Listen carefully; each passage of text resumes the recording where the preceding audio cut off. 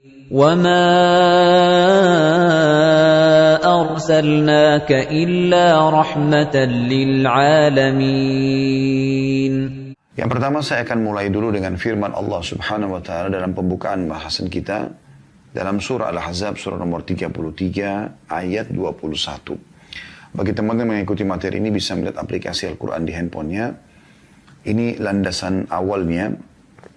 Kenapa kita membahas tentang Nabi Muhammad SAW? Berikut sifat-sifat masih akan kita bahas, insyaAllah. Bunyinya, A'udzubillahi minasyaitonirrajim. Qad kana lakum fi rasulillahi uswatun hasanatun liman kana yarjullah. Liman kana yarjullah wal yawmal akhir wa dzakarallaha katsira. Sesungguhnya telah ada pada diri Rasulullah Muhammad SAW suri tauladan yang baik bagi kalian, yaitu bagi orang-orang yang mau mengharapkan rahmat Allah. Dia dapat rezeki, dipenuhi kebutuhannya, dimaafkan kesalahannya, diberikan kebahagiaan dunia, diselamatkan, dan juga diberikan kebahagiaan di akhirat. Dan juga yang ingin mendapatkan yang terbaik di hari kiamat, dan dia ingin berzikir atau menyebut Allah dengan zikir yang banyak. Firman Allah SWT dalam surah Al-Ahzab ayat 21 ini menekankan kepada kita bahwasanya ada anjuran dari langsung sang pencipta Allah agar menjadikan Nabi Muhammad SAW sebagai suri tauladan. Jadi betul-betul memang ini sebagai tolok ukur cara makan, minum, tidur, bergaul, ya, bermuamalah secara umum. Juga termasuk dalam kehidupan sosial, dalam rumah tangga, berinteraksi dengan orang-orang, ini masuk dalam bab muamalah semuanya. Begitu juga dengan hal-hal yang lainnya, seperti peperangan, transaksi jual beli, dan segala macam hal. Semuanya itu masuk dalam anjuran agar mencontohi beliau. Kenapa? Karena Allah sebutkan dalam surah Al-Qalam, surah nomor 68 ayat 4. Semua itu kita dianjurkan, selain beliau utusan Allah, Allah sendiri memuji nabinya. Perhatikan, dan ini menjadi landasan bahasan kita. Surah Al-Qalam, surah nomor 68 ayat 4. A'udzu billahi minasyaitonir rajim. Wa innaka la'ala khuluqin 'azim. Sungguhnya kau Muhammad benar-benar memiliki budi pekerti atau akhlak yang mulia. Jadi memang Allah Subhanahu wa taala yang langsung memuji ciptaannya ini. Dan ini bukan main-main, ya. Andai saja seseorang di antara kita seperti Anda yang ikuti acara dari Zoom misalnya, berada di satu perusahaan, atau teman-teman yang ikuti acara kita live di medsos, Anda ada di satu perusahaan. Bagaimana perasaan Anda pada saat Anda dipuji oleh atasan Anda? Dikumpulin orang-orang, kemudian dikatakan, kalau si fulan ini atau si fulana ini orang yang saya recommended, orang yang baik akhlaknya, orang yang berprestasi di perusahaan, maka saya yakin dia akan bangga. Mungkin menjadi sebuah momentum terindah, ya, dalam hidupnya. Maka bagaimana dengan Nabi Muhammad SAW yang Allah kekalkan dalam Al-Quran, yang akan dibaca oleh miliaran orang-orang beriman sampai menjelang hari kiamat nanti, yaitu wa innaka la'ala khuluqin 'azim. Sesungguhnya kau hai Muhammad memiliki budi pekerti yang baik, ya, akhlak yang sempurna. Juga alasan yang lain teman-teman sekalian, karena memang Nabi Muhammad SAW adalah utusan Allah, ya. Dan kita bisa lihat firman Allah Subhanahu wa taala tentang masalah itu. Jadi suri tauladan ini karena beliau memiliki akhlak yang baik, dan juga beliau memang diutus untuk alam semesta. Allah sebutkan dalam surah Al-Anbiya surah nomor 21 ayat 107, A'udzu billahi minasyaitonir rajim. Wa ma arsalnaka illa rahmatan lil alamin. Kami enggak mengutus kau hai Muhammad kecuali sebagai rahmat bagi semesta alam. Semuanya, jin, manusia, tumbuh-tumbuhan, hewan-hewan. Nabi Muhammad SAW bukan hanya sekedar untuk orang-orang Islam, tapi diutus oleh Allah untuk alam semesta ini. Demikian juga dalam surah Al-A'raf, surah nomor 7 ayat 158, Allah menekankan dan memerintahkan baginda Nabi Muhammad SAW untuk menyampaikan bahwasanya beliau utusan Allah, beliau harus dicontohi segala sesuatunya, diikuti ajarannya. Ya.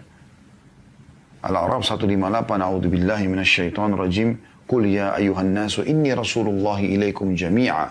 Al-ayah, yang artinya, katakan hai Muhammad, sebarluaskan, sampaikan kepada semuanya.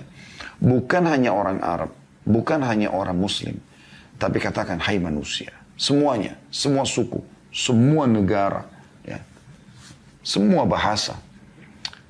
Sesungguhnya aku adalah utusan Allah untuk kalian semuanya. Kalau sudah utusan Allah berarti untuk dicontohi, ya, diikuti akhlaknya, ya, anjuran-anjurannya, tuntunannya, dan menjauhi semua apa yang dilarang. Demikian pula dalam surah Saba ayat 28 Allah Subhanahu wa taala berfirman, A'udzu billahi minasyaitonir rajim. Wa ma arsalnaka illa kaffatan lin-nasi basyiran wa nadhira walakin aktsaran nasi la ya'lamun. Kami enggak mengutus engkau hai Muhammad melainkan kepada umat manusia seluruhnya sebagai pembawa berita gembira. Maksudnya berita gembira kepada orang-orang beriman, karena dengan mereka patuh, mereka menjalankan perintah-perintah yang wajib ataupun sunnah, maka mereka akan mendapatkan balasan kebahagiaan dunia, ya, rezeki, dan juga di akhirat akan selamat masuk ke dalam surga. Dan sebagai pemberi peringatan, maksudnya bagi orang-orang yang melanggar, agar mereka hati-hati. Ada ancaman-ancaman hukuman di dunia dan juga hukuman di akhirat nanti. Tetapi sayangnya, kebanyakan manusia tidak mengetahuinya. Maksudnya tidak mau belajar, tidak mau cari tahu. Mereka lalai. Tapi saksi bahasan kita, kami tidak mengutus ke engkau hai Muhammad kecuali untuk alam semesta. Memang untuk menjadi contoh. Nah ini yang masih luput dari banyak kaum muslimin, teman-teman sekalian. Kita masih menganggap Nabi Muhammad SAW adalah untuk kita saja. Sehingga kita pun kalau beriman pada risalah beliau, kemudian kita contohi akhlak-akhlaknya, kita terapkan syariat yang dibawa oleh beliau, kita menginjakan tuntunan atau anjurannya atau perintahnya dan kita tinggalkan larangannya, maka sebatas itu saja. Seakan-akan hanya untuk umat Islam. Tidak. Kita menyebarluaskan, menyampaikan kepada mereka tentang masalah perintah-perintah Allah Subhanahu wa taala, termasuk masalah akhlak ini. Memang umat Islam menjadi contoh dalam masalah kejujuran, kedermawanan, ya, tepat janji, ya, balas budi, ya, berterima kasih dan segala macam hal. Demikian pula Allah SWT ingatkan dalam surah Al-Furqan ayat 1. A'udzu billahi minasyaitonir rajim. Tabarakalladzi nazzala al-furqana 'ala 'abdihi liyakuna lil alamina nadhira. Ya. Segala puji atau maha suci Allah yang telah menurunkan Al-Furqan atau Al-Quran kepada hambanya Muhammad sallallahu alaihi wasallam. Untuk apa? Agar dia Muhammad SAW menjadi pemberi peringatan kepada seluruh alam. Agar dia menjadi contoh bagi mereka. Nah, ini dalam muamalah, dalam segala hal, dalam menyampaikan agama Allah SWT dan juga menjadi contoh. Dia adalah orang yang paling layak untuk dijadikan sebagai idola, suri tauladan di sini, ya. Dicontohi semua kehidupan beliau, diciplak hidup beliau. Demikian pula dalam statement atau dari ayat-ayat ini semua, ya. Ada cukup banyak ayat tapi saya langkahi saja, ada beberapa yang saya susun. Namun ada yang saya ingin titik beratkan karena masih ada banyak poin-poin yang akan kita bahas tentang akhlak Nabi SAW. Dari semua ayat yang tadi kita bacakan itu, ada statement yang menarik dari Ibnu Taimiyah rahimahullah. Beliau mengatakan, wajib bagi manusia untuk mengetahui bahwasannya Allah Azza wa Jal, Allah yang maha mulia dan maha tinggi telah mengutus Muhammad SAW kepada manusia dan jin. Dan wajib bagi mereka untuk beriman kepada beliau dan beriman dengan wahyu yang beliau bawa dan mentaati beliau. Mereka manusia harus, atau mereka dalam kurung manusia, harus menghalalkan yang Allah dan Rasulnya halalkan dan mengharamkan apa yang diharamkan oleh keduanya. Mereka harus pula mencintai yang Allah dan Rasulnya Sallallahu Alaihi Wasallam cintai dan membenci yang Allah dan Rasulnya benci. Setiap orang yang telah tegak hujjah atau telah sampai padanya argumentasi dengan risalah atau wahyu, dalam kurung wahyu, Muhammad SAW dari kalangan manusia dan jin, kemudian tidak beriman padanya, maka berhak mendapatkan siksa dari Allah Subhanahu Wa Taala. Sebagaimana orang kafir yang telah diutus Rasul bagi mereka, seperti kaum Lut, kaum Saleh, kaum Shu'aib, kaum Nuh, ya, kaum-kaum nabi-nabi sebelum Nabi Muhammad SAW yang kufur, maka mereka dihukum oleh Allah Subhanahu Wa Taala.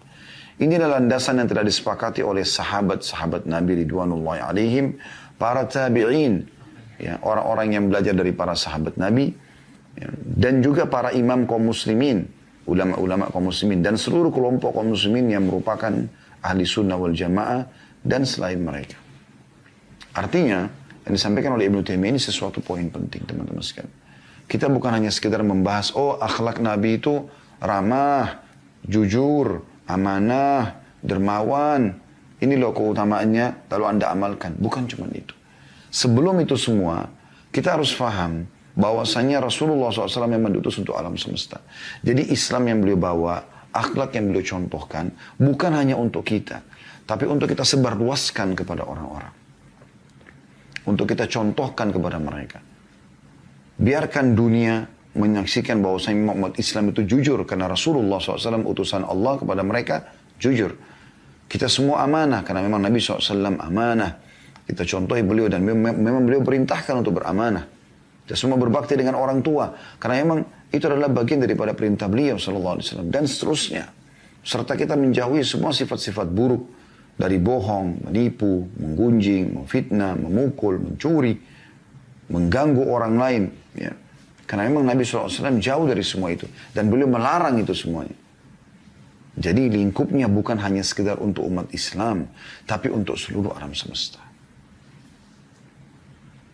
Di saat umat Islam menerapkan apa yang diajarkan Nabi SAW, disitulah akan nampak bagaimana besarnya efek daripada keislaman itu. Bukankah kita sudah baca dalam sejarah bagaimana Islam masuk di Nusantara ini dikarenakan ya, akhlak para pedagang kaum muslimin yang jujur, yang ramah, sehingga membuat masyarakat Indonesia pada saat itu merasa kagum dan akhirnya mereka tertarik dan menanyakan tentang agama ini. Dan begitu dicontohkan oleh Nabi SAW. Beliau pernah didatangi oleh seorang pendeta Yahudi, kisah yang menarik. Yahudi ini kebetulan pernah Nabi SAW punya utang piutang sama orang ini, dan punya akad waktu pembayaran. Sebelum tiba masa pembayaran, orang ini lalu datang kepada Nabi Muhammad SAW di masjid beliau. Beliau lagi duduk berhadapan dengan para sahabat, atau lagi ya, berhadap-hadapan dengan para sahabat. Tanpa banyak bicara, orang Yahudi ini tiba-tiba berdiri di sebelah Nabi SAW. Dan beliau menggunakan imamah. Ada lilitan kain imamah yang jatuh terulai ya, di pundak beliau SAW. Lalu kemudian orang Yahudi ini menarik tadi. Ya, yang dari sebelah sini ditarik ya. Karena tadi kan ada lilitan di leher beliau SAW.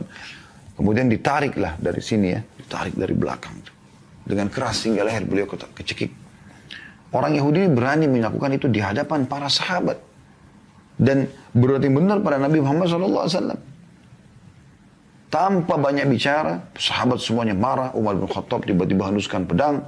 Lalu mengatakan, ya Rasulullah, izinkan saya tebas lehernya orang Yahudi. Maka Nabi SAW memberikan isyarat kepada para sahabat agar tenang. Jangan buru-buru. Sambil dalam kondisi tercekik, Nabi Muhammad SAW masih dengan tenang menjawab, mengatakan, ada apa wahai Yahudi? Dia mengatakan, wahai Muhammad, bayar utangmu.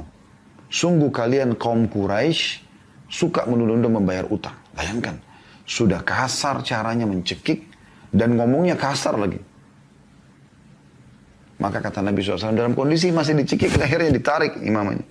Beliau mengatakan, bukankah ya, belum tiba waktunya? Karena ada kesepakatan gitu. Kata dia tidak, saya mau dibayar sekarang. Maka Nabi Muhammad SAW menunjuk Umar bin Khattab yang ada di hadapannya mengatakan, hai Umar, pergilah ke Baitul Mal, ambilkan utangku, ya, sekian sa' kurma. Sa' itu kayak 2 genggaman telapak tangan orang dewasa. Bayarkan kepada orang ini dan tambah lagi yang senilai dengan itu.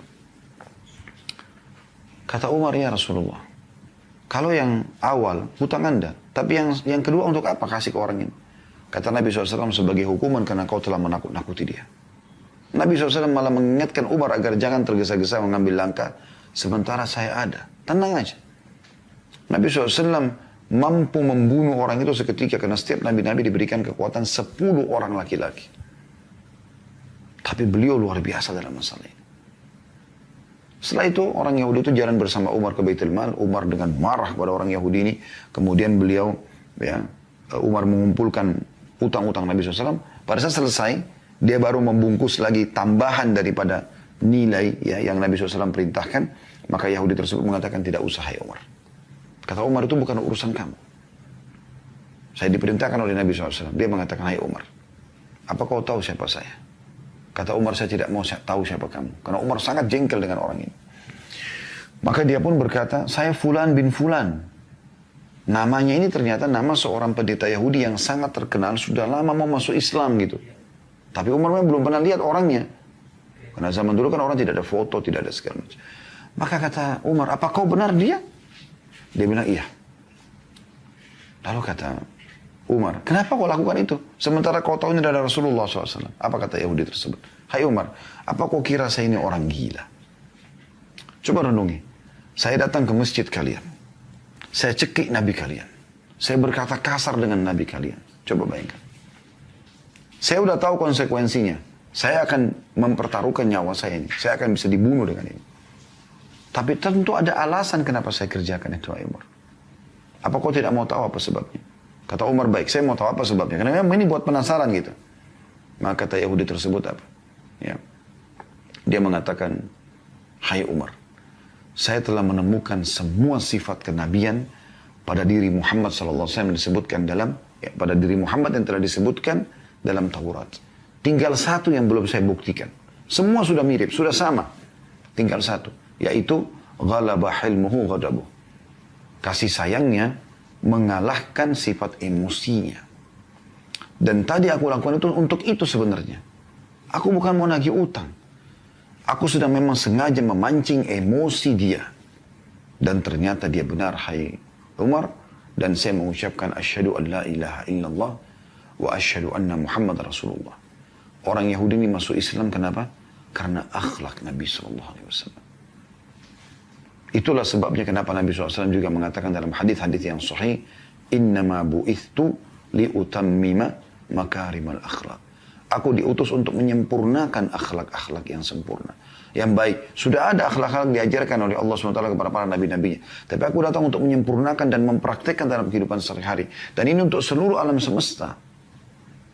Di dalam hadis yang lain, innama bu'ithtu liutammima salihal akhlaq.